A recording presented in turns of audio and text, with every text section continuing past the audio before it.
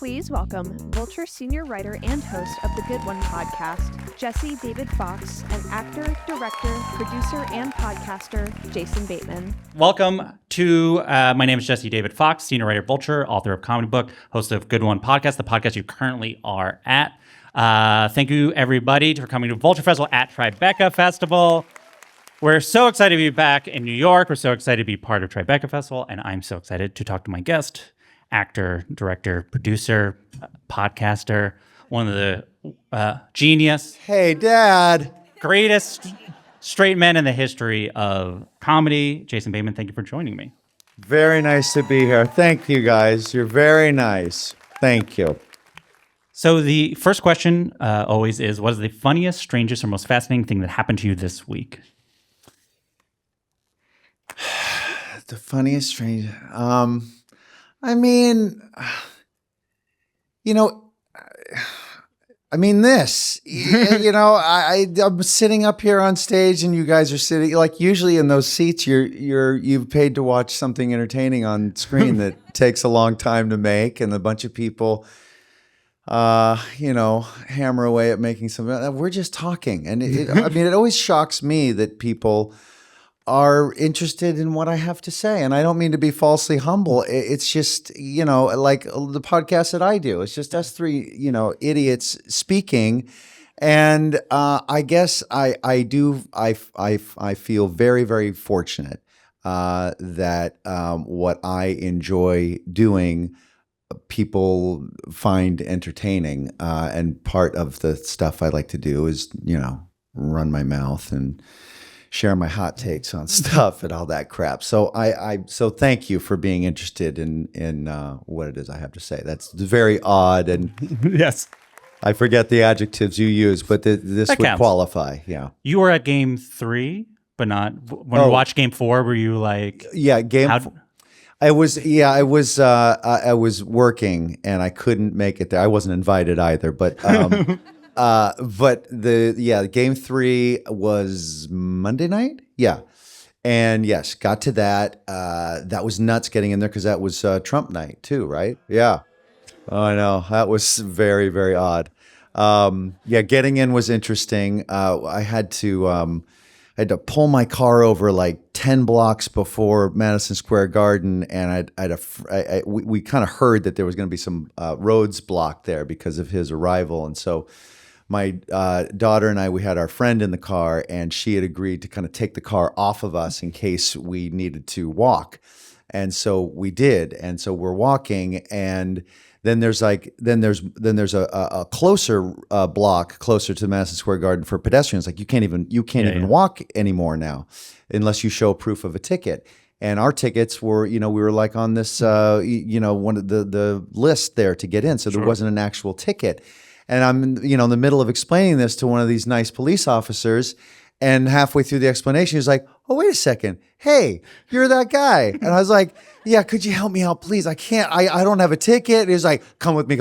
And so this nice New York City cop I had a walking police escort, which was like really, really nice of him. But then I got heckled like, "There's Bateman cutting the line. Hey, you fucking," So sorry about that. when you're in those situations, especially like halftime, where you're like, "Oh, this is my chance to try to get Jay-Z on the podcast"? Yeah. I mean, there were a lot of fancy folks around us there. I almost did that to Dave Chappelle. I wanted to like say, "Hey, any interest in," but I didn't. I behaved myself and I watched the game. So I was watching the game and thinking about your career, and bear with me, this might be a odd theory, but so I was thinking about the idea that in the NBA, the theory is that point guards make the best coaches because they're sort of the coach on the court. Mm-hmm. And I was thinking about how you transitioned from being a sort of straight man in scenes to being a director, and it felt like a similar parallel. Do you see the? I do. Yeah, I do. Yeah, because the straight man is kind of, it's us, the audience member. You're sort of like the person you cut to show a reaction to the craziness you just saw, right? There was the straight man sort of like, the audience's proxy. And so you are kind of meant to keep an eye on all four corners of the story and what's going on. And that's kind of what a director has to do. A director's job is to sort of shape the experience, the whole experience for the audience, and not really specifically do one particular thing. It's the one person on the set that doesn't have a job. So you're sort of meant to manage the whole thing, to be the coach, to be the and so that's why I like playing that part. I really gravitate to playing that part in front of the camera because I like it behind. There's preparing for this, being clear, you do not like showy acting, like very capital A acting, where you're like, that person's acting really good. Can you talk about what that is? What is a good actor to you? What is a bad actor to you? Not even good or bad, but like, what do you personally like? Yeah. Tonally. I mean, everybody, and pardon me for being turned away from so much. There's about, I don't know, a handful of actors that I would pay a ticket to watch their performance.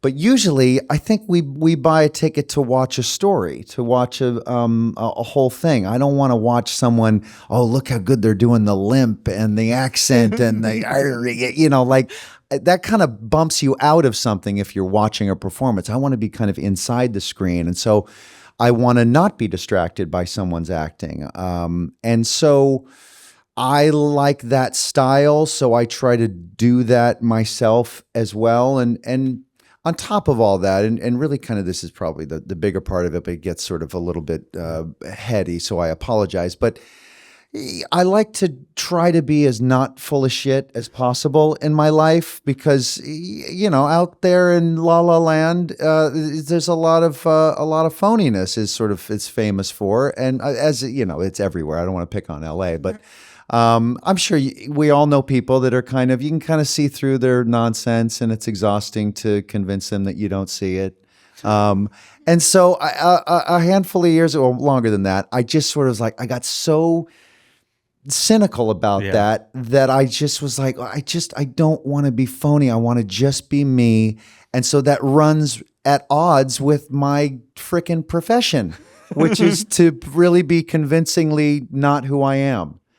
And so I don't know. So I try to gravitate to stuff where I can just be kind of versions of me that service the story. You said one of my favorite things ever about what a straight man does, especially in a comedy, which is there's nothing funny about Martians on Mars. Can you talk about what that means? Well, if it's a crazy person in a crazy situation, it's all kind of a dial tone. They sort of, it's kind of a hat on a hat. And but if you have, if a fish is walking around on the sidewalk, that's pretty interesting because the fish is not supposed to be there. Sure. How does that happen? So if you have a normal person trying to navigate an extraordinary situation, that's interesting. That. Can you think of, let's say on Arrested Development, one of the hardest times you had to keep a straight face when someone is being... Yeah, any scene with Jeffrey Tambor was a real difficult thing for me. I developed a strategy once, digging my nail into my leg no longer worked. I just started to just not look at his eyes. I just would start to just let my eyes drift down, into sort of this area or kind of over here or something. And he would just be like, what the fuck? He said, my eyes are up here. It's like working with Helen Keller. Come on. I said, well, stop being so funny. And because I felt bad about ruining the takes, because he would do something hilarious and I'd start laughing and then we'd have to do it again. And then he wasn't as funny. And then he'd get mad at me because I screwed up the time he was funny, The thing that I was thinking of was, I imagine it's almost Herculean to see David Cross painted in blue and saying, I blew myself. And then you have to... Yeah, then what was that? That was one of my favorite lines. Was that the scene where I say, where he says, I blew myself earlier today. And I just look and I go, have you ever recorded yourself? Have you ever just heard what you say? I recommend you carry around a little recorder with yourself and, You often will do even straight men acting in dramas. For you, is there a difference between dramatic acting and comedic acting? It's funny. Somebody just asked me that out front. It's similar to that, but it is to me, again, the kind that I like to do, at least currently. Although these last two jobs, I've kind of, I like kind of, being a little bit of a freak. But I like being the person who is reacting to the comedy person. I like being, I like the guy you'd cut to that reacts to the person who just farted. And I also like to be the person you cut to once the person reveals a knife. You know, so I live next to the median, and the big comedy person's over here and the big drama person's over there. One of my favorite times you did a big swing, and it stands out of your career is in Dodgeball. You're in one scene and you're like really going for it, and it's like it's preparing, watching your work. It is so lovely to see you just like, I imagine you had a day where like you can do anything. Yeah. Do you remember shooting that? I do. Yeah, it was during Arrested Development. I think I worked in the morning up in LA, Arrested Development, and they were shooting that down south somewhere, south of the airport. And I drove down there at lunchtime, and it was just a half a day to do that stuff because we were just sitting like this, and so we could, hose down all those scenes. There's no different position for us.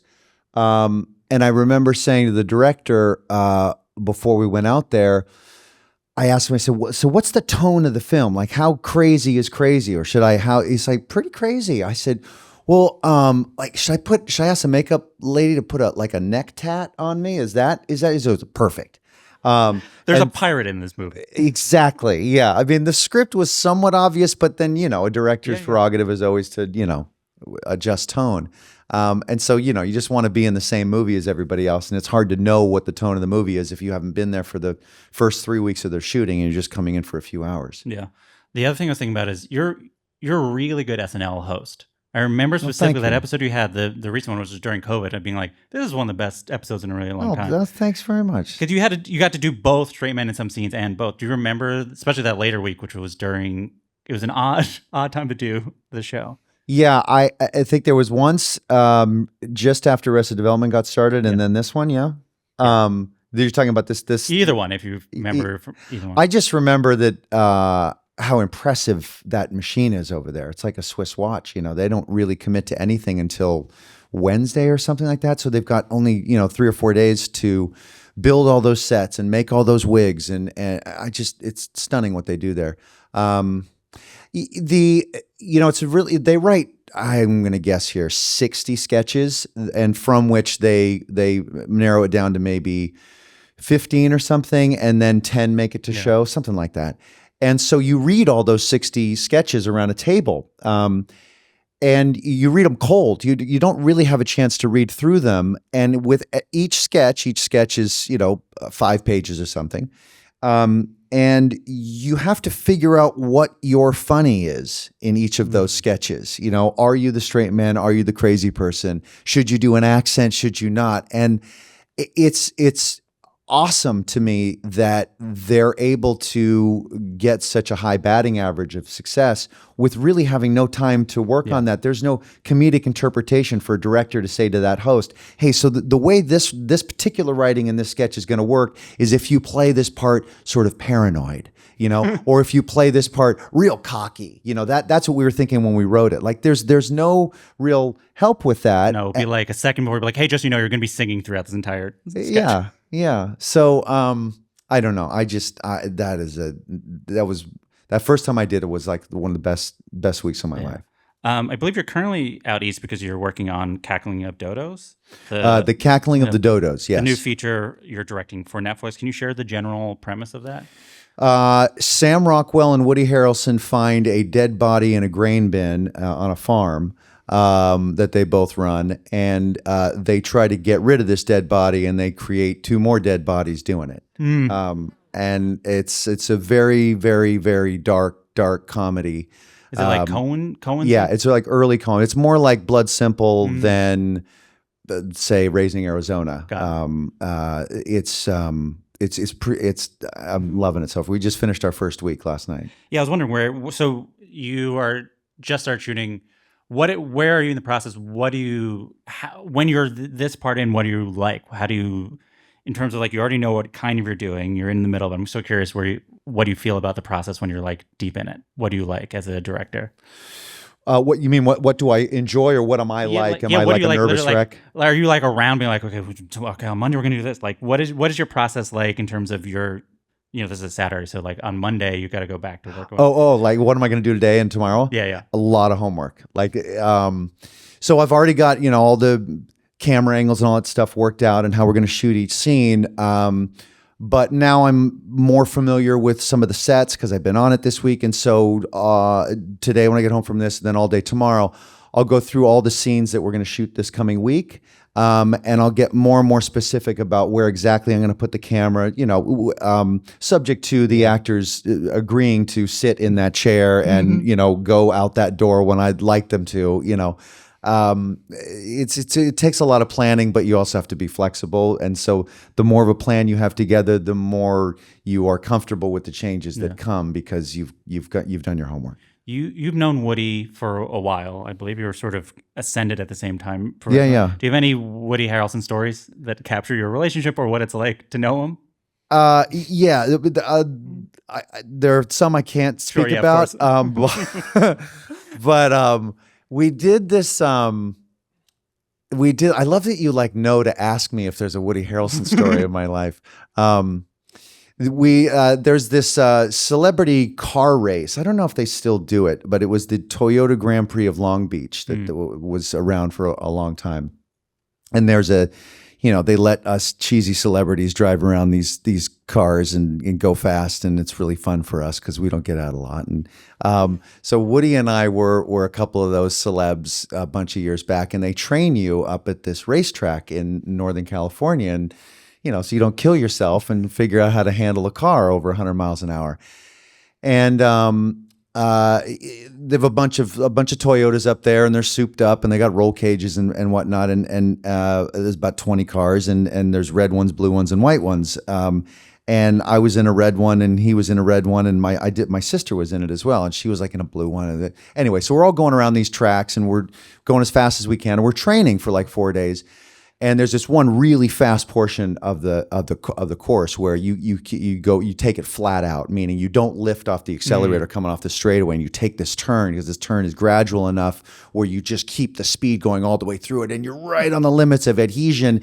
And if you don't take it just right and kind of apex the turn at the right moment, you will slide off the road a little bit, and it's a desert out there. So as soon as those wheels touch the sand or touch the rocks just off the asphalt, the car just goes. Yeah. And so Woody, I guess, was in front of me a bit, and I was kind of with my sister, and I was in front, and Woody was back with my sister. No. Anyway, he went off the track and spun, and the car flipped up in the air doing 130 miles an hour, and the whole back end of the car ripped off, and it was upside down. And you could see a body hanging inside the car. So he was in the same color car that I was, and my sister thought that it was me, just hanging there upside down. It was Woody that was somewhat knocked out. He broke a little bone in his hand. But I remember pulling into the pit stop. We all had to come off the track while they'd send out the emergency vehicles. And I saw my sister just crying on the pit wall. And I walked up to her. I said, "Are you okay?" She goes, "Oh my God, it's not you." I said, "Yeah, no, it's Woody." She kind of looked a little relieved. I was like, "Well, he still might be kind of hurt." Still a person's in there. Yeah, no, we were all really close, and because he shot Cheers on the same lot that she was doing Family Ties, Paramount. So you started directing at 18. I believe at the time you're the youngest person ever in the history of the DGA. What's it like being an 18-year-old directing grown-ups? Yeah, it's nerve-wracking because you don't want to tell any adults what to do. You can make suggestions. But that was year 3, maybe, or 4 of that show I was doing at the time. And so we were all very close, and the crew, was very supportive of me, and they kind of helped me out, because I didn't know what the hell I was doing. And it was really, really fun. I just loved it. Sitcoms are very near and dear to my heart, and I wish they would come back. Do you guys miss sitcoms at all, right? Is this like really fun to watch? You're basically watching a play. Yeah. Yeah. And to do them is incredible. It's like doing a play. You've got an audience, and if I was doing a scene with you and I had some joke, like we would hear you laugh, and then you kind of hold for the laugh, and you stay in the scene. You wait till the laughter comes down. You keep talking again. Like there's a partnership with the audience, and we've been doing this material Monday through Thursday, and then Friday you guys come in and watch it, and like no one's laughing at it anymore by Thursday on set, and like all of a sudden it's new to you guys, and you're laughing, and so it buoys you, and it's, I don't know, it's just, and then you get all new material the next week, and it goes on like that for 22 weeks. Nowadays shows are only like 10 episodes, but back then it was, so I don't know, it's a great life. For a while, you considered becoming like a sitcom director in the sort of James Burrows, the director of Cheers style. And one of my favorite things about your IMDb page is in 1997, you directed an episode of Family Matters. Yeah. Do you remember the plot of that episode? I remember that Donna Summer was like one of the big stars in that particular episode. I think she played like the aunt to the family or something, and she came into town and she was leading some gospel set piece, a song at a church or something like that. And I remember being really nervous about having to direct, like you have a full, gospel choir up there and all these actors in a church, like, that's the tricky part. You've got only 4 cameras and all these people talking, and you have to work out the puzzle, the choreograph, when this camera, like a line cue, so this camera's pointing at you while you're talking, and as soon as you're done talking, that's your cue to get over there and get ready for that person to come in, and you have to work out this puzzle so that the camera is pointing at every person that's talking. And I remember being really overwhelmed by that and wondering if I could pull that off. It was tough. Here's the plot. It's a very Family Matters plot. Was I right? You're pretty cool. I mean, so Steve's aunt, Una from Altoona. Yeah. Returns to visit her nephew, and the Winslow's again. Unfortunately, she's embarrassed about the extra weight she gained from eating so much. She's desperate to lose the extra weight to impress Reverend Fuller at church, so I assume that's part of it. Steve comes up with a solution for his favorite aunt. A GLP-1. Basically, a fat compressing invention should do the trick, and then classic Family Matters. Oh, right. She works and then doesn't. She blows up a little bit. Yeah, she had like an inflatable suit or something. Oh, my God. See, this is why we love sitcoms. It's just this crazy town. Yeah. So after you do Arrested Development, which sort of, refresh your career, and at some point you decide like to be a director, to really make a go at it. Can you talk about the moment or series of moments where you're like, I want to like truly not just like do it for fun or do it on a show, then, but like actually seriously do it and be seen as a director? How did you reach that decision? That started really early on. I really, it's a T-shirt. What I really want to do is direct. But you need people to let you, and so that can come in various forms. Either you're independently wealthy enough where you can finance your own film, which who's that? Or you've got sort of enough capital in the industry where you can say, hey, cool if I do this, and maybe you've got enough of an audience as an actor where, if I play the lead, then maybe you, the financier, feels confident enough to finance this because people are going to go see it, and I don't care who directs it, kind of thing. And I think that's kind of how Bad Words came about. I mean, my agents found this script that they thought I might really like, and I was like, yeah, I love this, and like, where can we find the money for this? And fortunately, I think Arrested Development had provided enough of a the paddles on the chest of my career where people might want to go see me in the lead of a small film. And that was the risk that financier took, and they backed me as a director on it. And it didn't turn out to be some big, huge, box office success that facilitated the next directing opportunity, but it was enough of a sort of, well, he knows how to, take the lens cap off the camera, and he didn't screw it up. And then, the next one was very, very small too. Yeah. But directing single camera stuff as opposed to a sitcom where it's multi-camera is a whole different thing, and that's something that I've always really wanted to try to see if I could do. I mean, you joked about it, but like, were you self-conscious or even considered the like trope of I'm an actor who wants to actually direct? Like, actually, you should as a who've been around the industry, you've been around a lot of actors who are like, actually, I should Yeah. do. Yeah, I mean, yeah, my cynic radar was definitely up. I try to, try not to embarrass myself by being too much of a cliche at times, but it's like, the fact of the matter is that I really wanted to direct, and I just knew that I'd have to just sort of ignore the eye rollers, and just hopefully the proof would be in the pudding that, oh well, he's not bad, and I would see something that he would direct again. And so you cross your fingers that you don't clank it, and that they give you another opportunity. So in 2019, you win the Emmy for Best Directing for Ozark, and when they announce it, it's staggering. Like, you are frozen. It is truly like the world around you is cheering, and you are just like there, and you don't move. Do you remember, like, you had won and been nominated for acting awards before then, but do you remember what went through your head when they announced your name?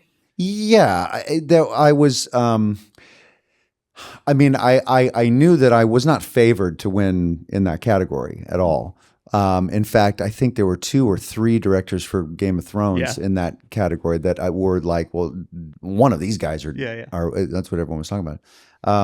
So there was that. But it was also, that's all I wanted out of Ozark was directing, and playing the character, as an actor too, was great, fine. But that's not what excited me about Ozark. And so to win for directing was just like, I just immediately thought about the group that I had assembled there that just helped me so much with that. The cameramen and the cinematographers and the production designers and those actors. And it's just, there were so many good people involved in that show. And to be able to be the person that got to go up on the stage and say, kind of look what we did, was like kind of overwhelming. After that, had you considered stop acting? Like, why do you still act? I mean, I'm not a great actor, and I'm about to get into performances recently that were very different. No, but it's fair, especially given what I've been saying about acting, is that but I do really enjoy acting, and I don't want to stop that. There's a kind of acting that I'm enjoying right now, but as we said earlier, maybe the more acting type of acting will become more appealing to me again. Soon. In fact, it's now. Like if I got a script that was the dude with the limp and the accent and the I would probably say, maybe I can do that. Yeah.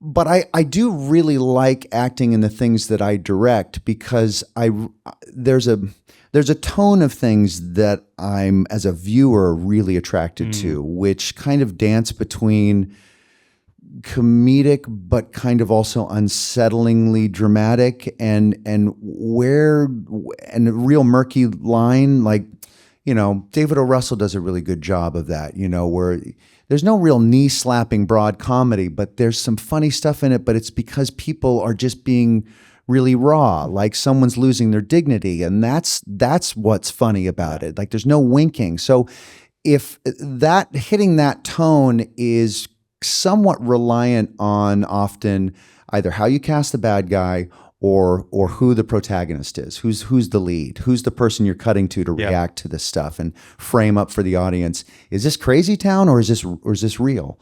And if I can, to be able to rely on, for better or worse, an actor that's reading my mind effectively, it makes the process that much more efficient for me, because on a set you don't have time to do a whole lot other than just shoot the pages that you're meant to shoot that day. There's no time for a lot of creative negotiation and kind of massaging the scene and kind of getting it just right. So if you can have somebody that's doing what is going to work for the scene that precedes it and the scene that follows it, that you're going to shoot 3 or 4 weeks from now, and you just don't have time to explain all that stuff. So I kind of like being in front of the camera and behind it, only in how it helps me hit that small target for my own personal taste, for better or for worse. So as we were talking, as we alluded to now, there's Or if you got Sam Rockwell and Woody Harrelson, Yeah, get the hell out of the way. Recently this year, you had 2 shows that came out that did show a different sort of side of your acting, which was Black Rabbit and DTF St. Louis. And I want to ask you about them. I'm going to back up a little bit, which is you have said you read reviews, and there's one review from the New York Times about Ozark that you'll quote, which is they describe you as having an aggressive blandness of an airline gate agent. Yeah, I mean, that's pretty fucking good. That's Mike Hale. And like in many ways, that's like kind of what you're going for. What do you, when you read that, but then transition to your roles, we'd be like, I'll show him blandness. You know, is there a chip on? Do you have a chip on? No, but I mean, I'm doing my job there. You know, I mean, Marty Bird was meant to be someone pretty repressed, and this sort of this percolating tension and aggression and frustration that would flare up and pop out at strategic moments to propel story and do something that might be wrong or do something that's a little outside of what we, the viewer, might do at that moment, you know? And so it was important to be restrained. You know, I don't know, maybe if Mike had seen the rest of that season or the seasons that followed, he'd go, oh, I get there was a long play involved there. I don't know. I don't mean to sound defensive at all. He's entitled to his opinion. But there are parts that are showier and are meant to be a bit more less gate agent, you know. And I enjoy playing those too. It's just that wasn't the job. Yeah. So Black Rabbit, if you watch it, Jude Law plays the character that often you would be cast in playing, and you get to play the other person, the sort of the fuck up brother. What was it like? What was that experience like for you? It was great. You know, I'd read the scripts, not knowing which part they were thinking about me for, because Jude and the writers sent me the script. And so when Jude and I and the writers, we got on the phone, we had the conversation, the 4 of us then, about, you know, well, so Jude, what part are you guys thinking about before? And Jude was like, yeah, you know, we don't know. We were thinking, like, what do you think? And I said, well, it's exactly what you said. You know, I think people would expect me to play your part, Jude. But I've got kind of a great take on Vince. And he was like, yes, exactly. Like, that's what I was thinking, that it would be great maybe and more interesting for you. I said, awesome. I'll do that guy, because we all know, we all have somebody in our life that just can't get out of their own way. They don't have the coping skills to deal with some of the tricky choices we all have to make. And it's tough to love those people sometimes until you really take the time to try to understand them and empathize with them. And there was some math in there that I knew the first few episodes, it's tough to like this guy, but eventually if you stick with it, you see, oh, there's kind of a reason why this guy is just kind of broken. And then eventually, you know, I won't spoil anything for you for those who haven't seen it, you know, there's somewhat of a winning sacrifice that he makes that hopefully kind of earns it back a bit. But it's a long play, and he might be a tough guy to like until then. You also directed some episodes, and I was curious, in one of the episodes you directed, he goes on a sort of gambling binge, and I was curious how your own experience with addictions plays how you want to portray those things. Because when I think about your work, especially as a director, is you're sort of allergic to cliche, and you're like, oh, this is how everyone films it. But a person with experiences, was there something you wanted to convey maybe differently than you feel like it has been portrayed? With the gambling scene in particular? Or just any, he's a person who's struggling with a variety of addiction. I mean, I think it's really interesting as an audience member to find yourself feeling for somebody that is repellent, you know, like, you know, maybe if you're a serial killer is the lead of something, and you find yourself eventually like, oh, this poor guy, this poor woman, they're just killing people and they don't know. Like, those are fascinating moments to find yourself in as a viewer, and you got to earn that spot with the audience by showing the vulnerability of that. Like, how did they get there? Why do they have addiction issues? And in this case, it's gambling or just making bad decisions. So there's really no non-cliche way to show that, except it's just through the great writing, and you try not to screw that up, and just kind of be honest and be willing to kind of pull your pants down a bit, and like show that you don't have it all together. There's nothing interesting about somebody who's got it all together. Yeah. DTF St. Louis it's a very interesting performance, especially when you watch the full thing, because in some ways, and sometimes you're a straight man, sometimes are you the villain of the show?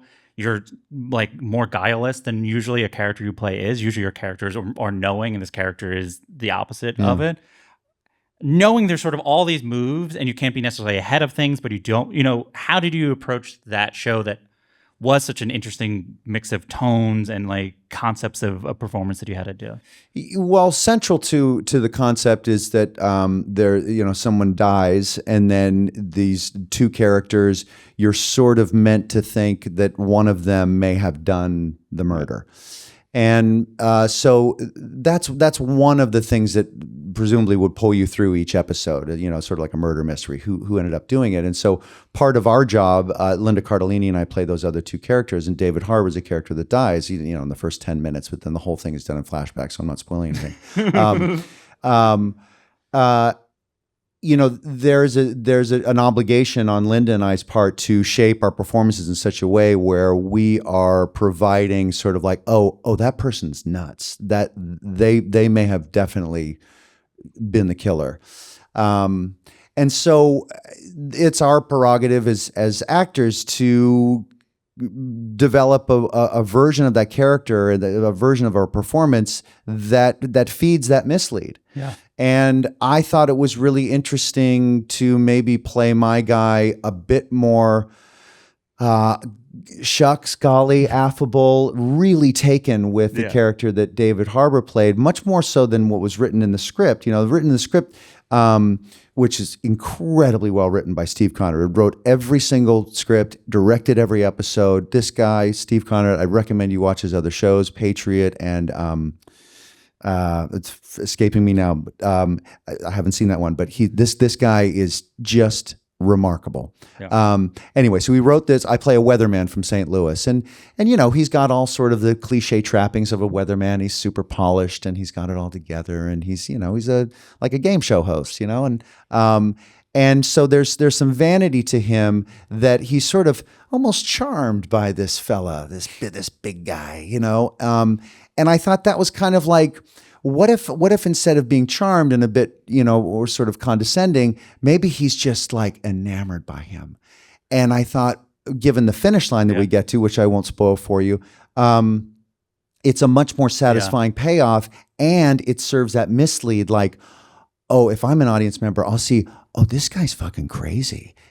He just thinks this big guy's just the best. Yeah. Like, oh, he's a killer, he's going to fall in love with them and just want to kill him.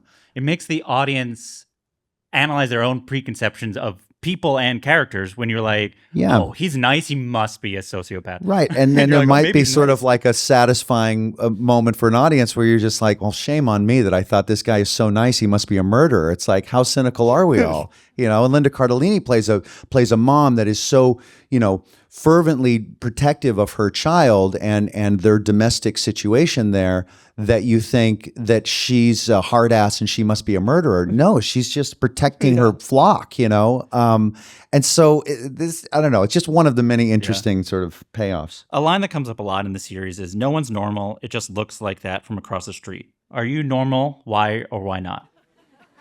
I'm nuts. I think we're all pretty freaking crazy. I mean, it's who isn't crazy? Simpletons. Like, I think if you have just a thimble full of intelligence, you are pretty crazy, because you can justify many different ways to live, many different decisions to make, many different people to love, many different jobs that you could take on. And kind of by definition, that's kind of nuts. Mm-hmm. We kind of are all somewhat schizophrenic, if you're smart enough to be. And certainly my job is to be convincingly multiple people. And so from a very young age, 10, I started, my job was to really be convincingly somebody else before I was really fully developed as to who I would be at my core. Yeah. You don't really kind of figure out who you are till you're, I don't know, what, 20? And so it was tricky for me. I kind of developed a bunch of other different ways and parts of me that might not have taken the lead had I just left to just waking up and going to bed every day, just being me. So there's many different parts of me that are a part of me and welcome parts of me. And I kind of have to figure out, I'm not schizophrenic, but I have to figure out, well, who are you most dominantly today? Yeah. And it's fun being an actor because I'll read a script and like this guy in DTF, this guy in Black Rabbit, they're me. They're at the far end of my spectrum, but I get those guys. I have those guys in me.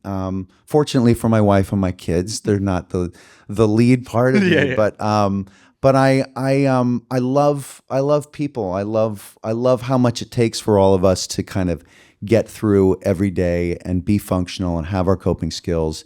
And it's kind of beautiful that we're all able to kind of keep it on the rails, Do you think we should ban child actors? Why or why not? I mean, for what I just said, when parents come up to me and say, what's your advice? Should I get my kid into it? I say, well, be careful, because if they're really good, they're going to kind of develop parts of themselves that may or may not have come to fruition.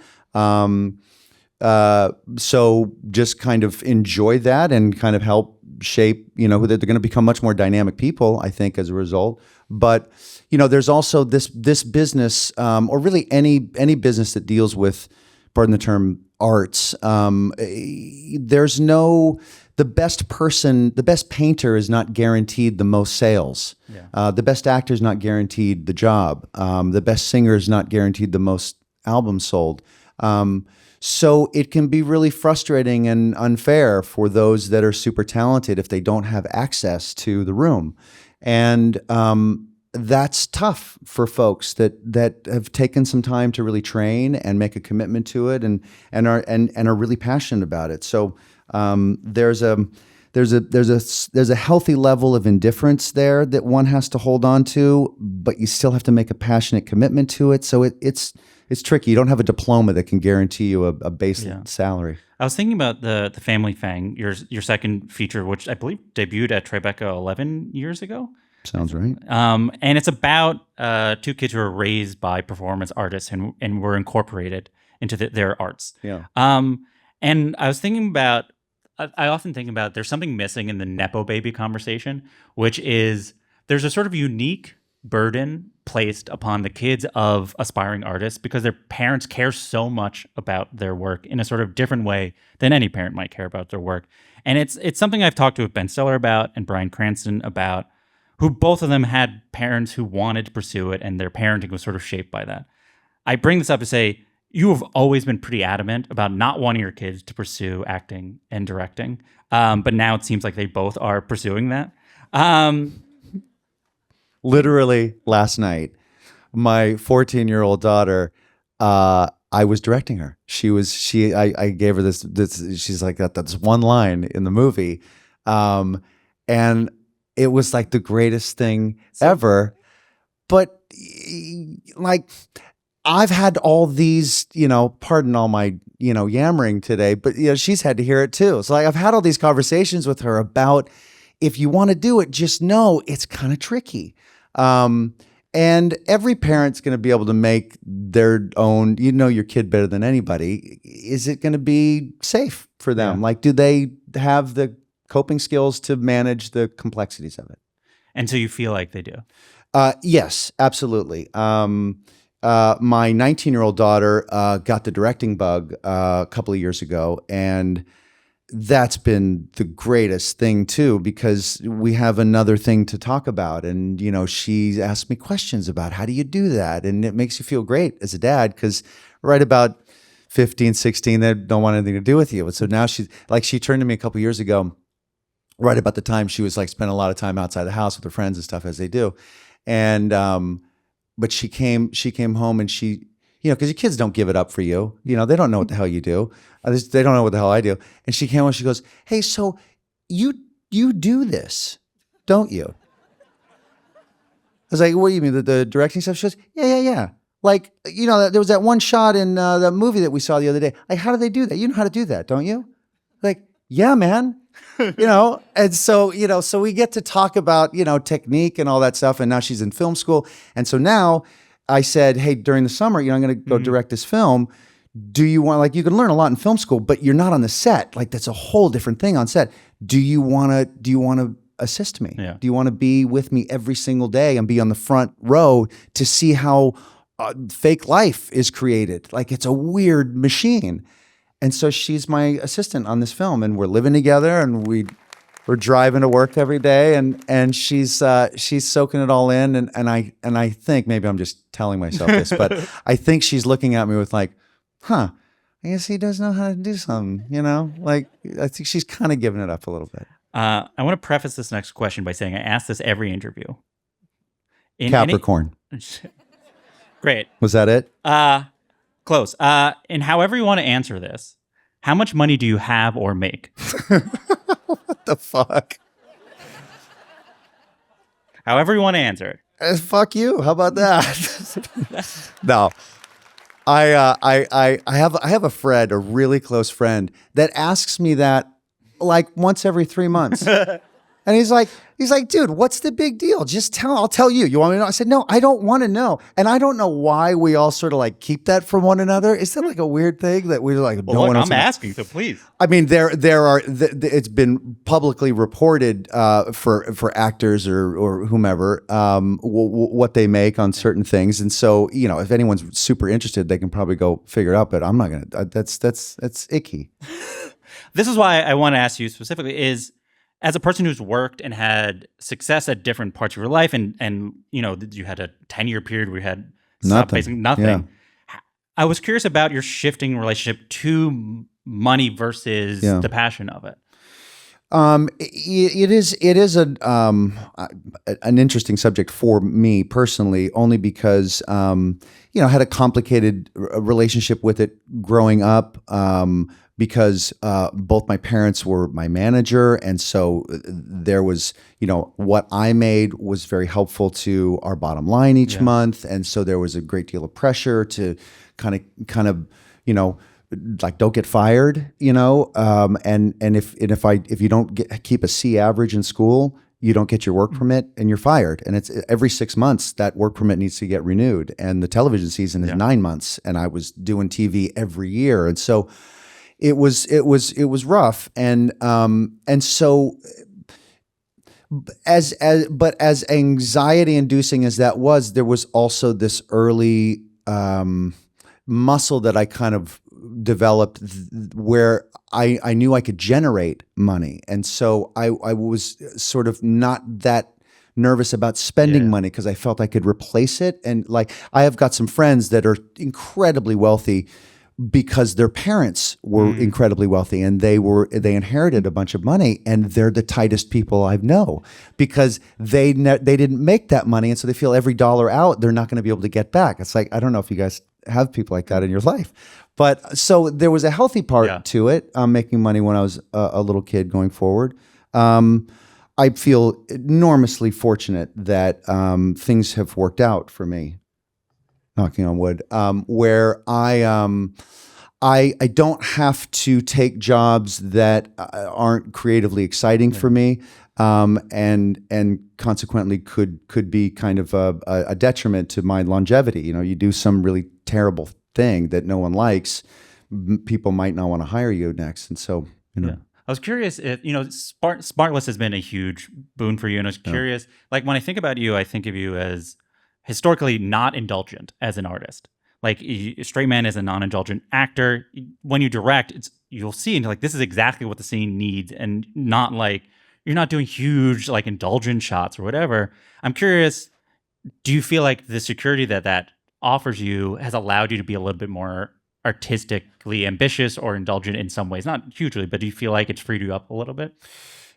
Yes, for the same reasons I said that, that I can can take on the stuff that speaks to my taste, which was really kind of shaped by my dad. Like, and I don't mean to sound like I was complaining about, them being my manager. Like he took me to the movies when I was a kid instead of to the park to throw the ball. So the reason I'm doing what I do is because he kind of exposed me to it, and he told me what was good and what was bad, directing and acting. And so my taste for stuff is at a really subtle level. Like I like flashy stuff, but I'm so impressed by people that can move us by doing just a little bit, whether it's directing or whether it's acting. And so that's him. That he gave me that. So that's what I'm trying to do each time. And certain projects, certain roles we were talking about earlier about like Marty in Ozark. I love that he's a guy you've got to kind of lean in to see what's going on. You got to try to read his mind. He's not overt. So I liked that part, and I liked that the director let me do that little bit, and not do a whole lot. And I knew that I had to get the camera in here to see just the tiny bit I was doing. So anyway, I feel lucky. Podcast fame is different than other types of celebrity. People feel like they know you. How have you adjusted to fans who have that sort of relationship with you now, where they're fans of Jason Bateman, the person, not Jason Bateman, the creator of work? I don't know that to be true. And I'm not asking for confirmation, but it is. We recorded one this morning actually, and I actually did have that thought. Well, we're just freestyling for an hour, and you can't be contrived, and you can't be predetermined about what you're going to say and what you're going to share, what you're not going to share. You do have to know that, you don't want to say something that is going to offend a bunch of people. You don't want to be an idiot, but there is a certain agreement with the audience that, like, I'm just going to, like we're doing today, like you guys don't want to hear somebody give a bunch of sort of, measured answers and playing it safe. Like, that's boring. So I am sharing that, and going back to why we were first started, like, I'm so lucky that you guys think that, my inner thoughts might be interesting. So thanks. Truly, I'm sure yours are as well.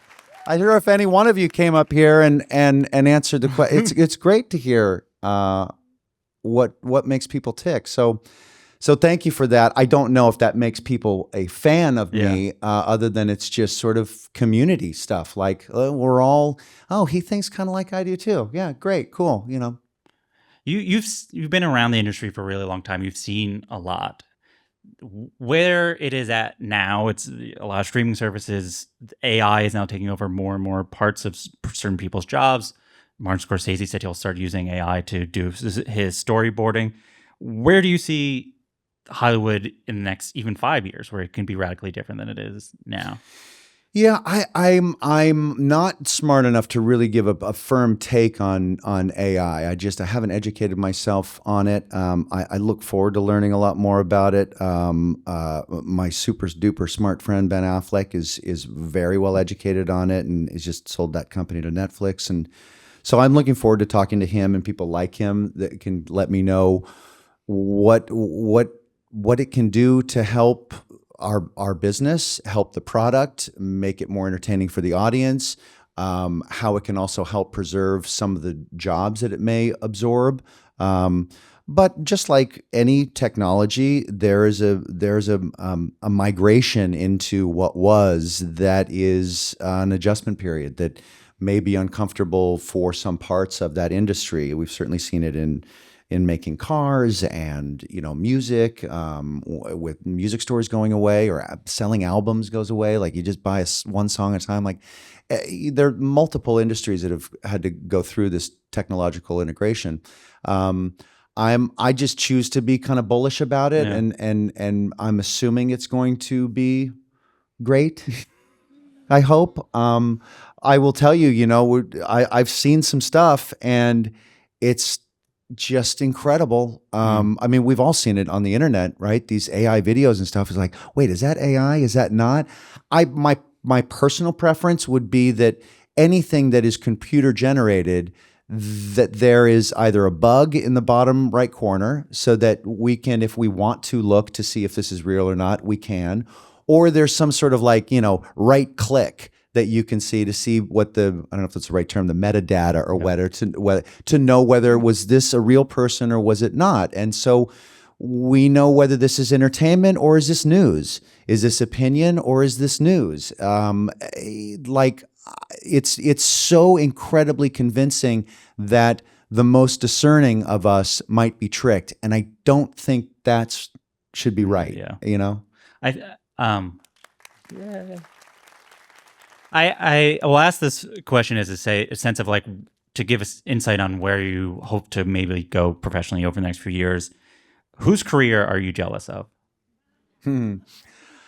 Well, since my passion right now really is directing, I really admire the filmmakers that can sell a bunch of popcorn and get really incredible reviews. Yeah. Like Christopher Nolan, like Denis Villeneuve, Dune.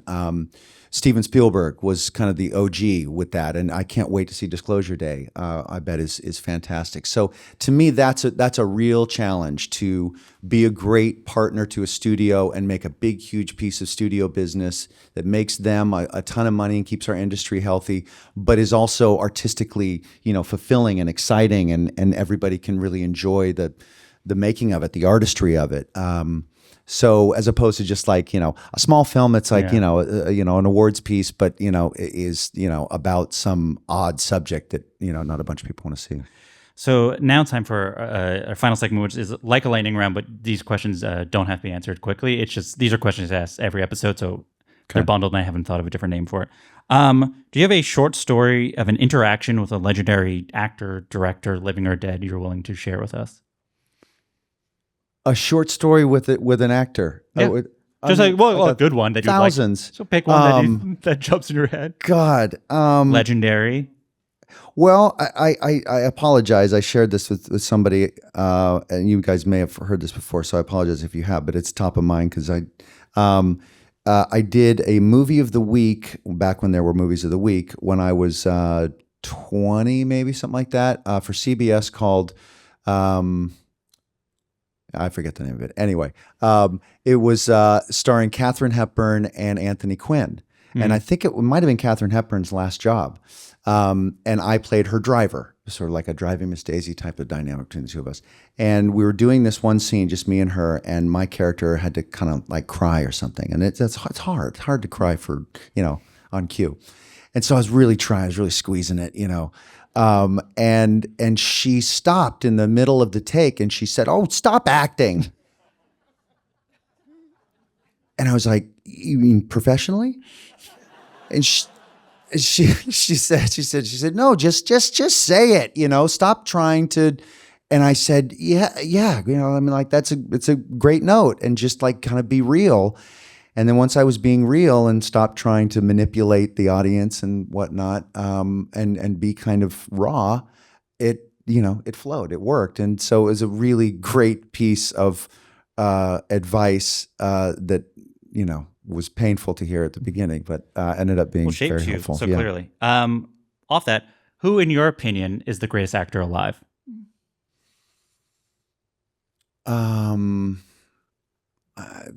Daniel Day-Lewis. He's like, it's real tough to touch him. I will say that Christian Bale, as far as being somewhere near my age, is a guy that's just a beast. I really, really admire him. The guy I'm working with right now, Sam Rockwell, is one of my absolute favorites. And so that's a real, a very humbling thrill for me right now. What was the best time you ever bombed? The best time I ever bombed? Yeah. Maybe on set you tried something and it did not work. Oh, God. Or an audition, hypothetically. God. I don't know. Maybe I can't recall right now, probably because I'm real good at pouring cement over things. But let me come back to you on that. Maybe I should have taken more risk. I'd have more readily available with that. Do you have a favorite joke? Do you have like a street joke or a dad joke that you have that you pull when people? Oh yeah, and I get all these from Sean Hayes. What what did the sushi say to the bumblebee? What? Wasabi? Wasabi? Oh, that makes sense. That's a dad joke. Wasabi. What was your It's a grower. Yeah. What was your best day? This will be the last one, unless you can think of a bomb story right now. You're right on time. 3, I know. 2, 1. Well, we're going to go over with this answer. You're fantastic, by the way. Thank you. This has been a real joy. You guys too. Thank you for being Thank you so nice. much. I really appreciate it. What is your best day ever on a set? Or favorite day ever? I mean, my brain goes right to Arrested Development just because, those folks were just so incredible and hilarious and nice. And it was, like I said, the paddles on the chest of my career that I was not working. And that was a show that the people who hand out jobs in Los Angeles watched. Not a lot of people in the middle of the country did, but the people who run Hollywood watched it, and so it kind of made me, kind of cool, and so I got hired after that, and then I just tried to keep it going. Do you remember a day early on where you're like, this might be special, or that this might be the thing? I mean, creatively, I knew it would be on the first day. The first scene we shot was Jeffrey Tambor's character was giving a speech at some party or something, and some sort of long monologue, and the family is standing around and watching him. And we shot his side first, so he did the first acting, and watching him play that part, I hadn't seen him what he was going to do. I had no idea what the comedic tone of the show was going to be, and he established it and declared it by basically going first. And watching him with no winking whatsoever, just be hilariously dry and aggressive. And my mother's British, so I've got this very dry sense of humor. And I'd been doing all the sitcom work where it's very performative, and you're kind of like playing for the back row and kind of winking all the time. This was so dry and done in the way where if that character heard anybody laughing, they'd be deeply offended, and it fucking killed me. And I was howling off camera, and I thought, I hope the show works, because this is my brand of humor. Thank you so much, Jason Bateman. Thank you all for being here. Go Knicks! Thank you. Go Knicks! Thanks.